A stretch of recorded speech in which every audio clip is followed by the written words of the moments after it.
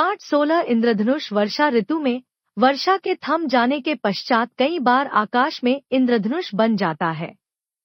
इसकी आकृति धनुष के समान होती है। यह रंगों की कई पट्टियों के रूप में दिखाई देता है। यह पट्टियां 7 रंगों की होती है: बैंगनी, गाढ़ा नीला, हल्का नीला, हरा, पीला, संतरी तथा लाल। वर्षा के थम जाने के पश्चात जल की बूंदें वायुमंडल में लटकती रहती हैं। सूर्य का प्रकाश श्वेत रंग का होता है। इसकी किरणें जब जल की बूंदों में से लांघती हैं, तो उनका श्वेत रंग 9 रंगों में बंट जाता है।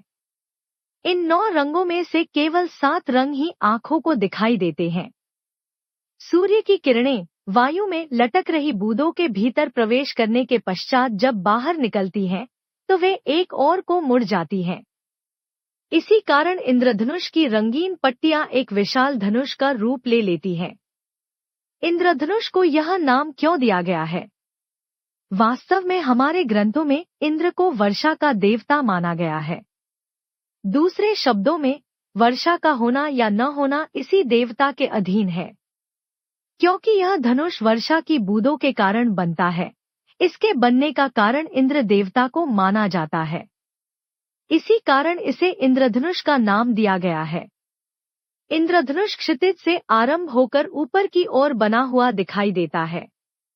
क्षितिज वास्तव में दृष्टि की सीमा होती है, जहां धरती तथा आकाश मिले हुए दिखाई देते हैं। इंद्रधनुष को देखकर ऐसा लगता है मानो किसी ने धरती से आकाश पर जाने लिए एक रंगीन पुल बना दिया हो। बच्चे इंद्रधनुष को देखकर हर्ष से तालियां बजाते हुए नाचने लगते हैं।